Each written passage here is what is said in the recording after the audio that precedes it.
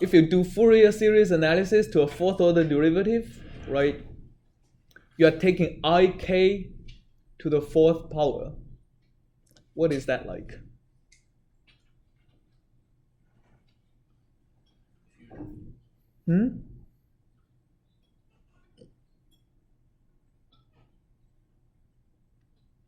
So first order derivative, do Fourier series analysis, you get a purely imaginary eigenvalue that means oscillations preserving the magnitude, right? Second order derivative, you get minus k squared, that means decay. Third order derivative, you get still purely imaginary, but you have k cubed. So it advex, different frequencies oscillates more differently, and in terms of advection, that means different frequencies are advected at different speeds. Fourth order derivative, you get k to the fourth. And usually the sign, unless you have an unstable scheme, the sign over that k to the fourth, the error term should have a negative sign. Otherwise you're going to get an unstable scheme.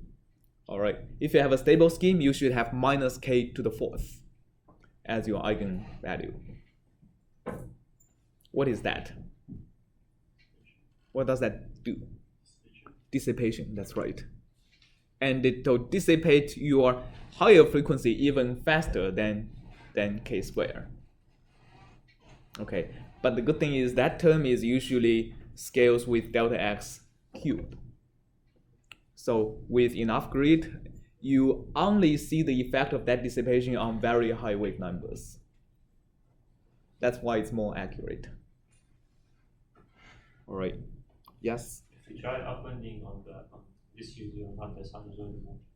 Pardon? If you try upwinding on the unit on this UZO instead of trying it on the bump, we try it first. Would we have dissipation for the higher terms which are at the corners of that shape? Are you asking if I use the first order upwinding on this one, yeah, what do I get? Let's try it.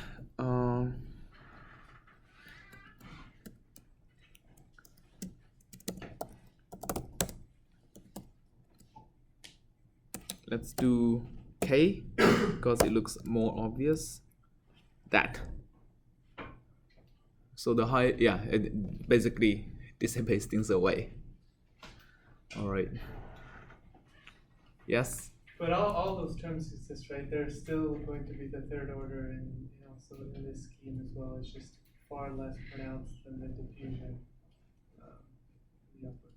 That's right. So there are still dispersion error in the black solution, but the thing is the dissipation error acts a lot stronger, and the high wave numbers basically becomes zero, almost zero, pretty fast. So that's, and the dispersion error acts, they basically advex different wave numbers differently. It is more pronounced when you have higher wave numbers. So you almost don't see that in the black solution. So if you really zoom in, the black solution is not going to be symmetric.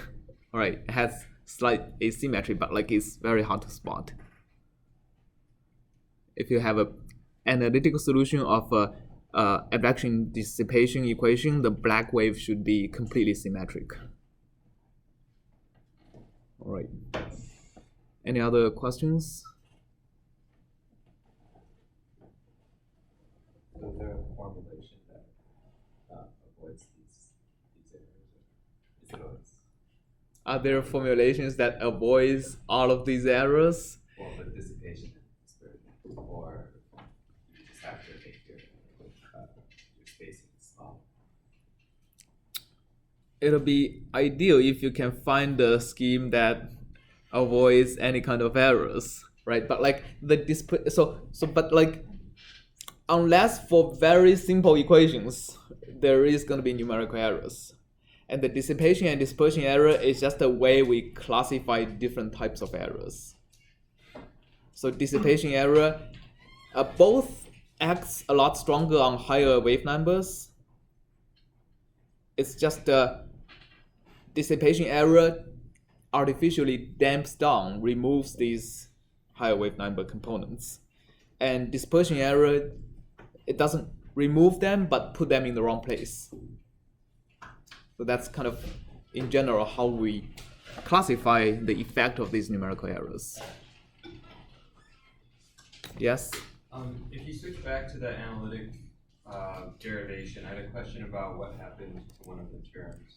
Yes. So if you scroll up slightly, going from...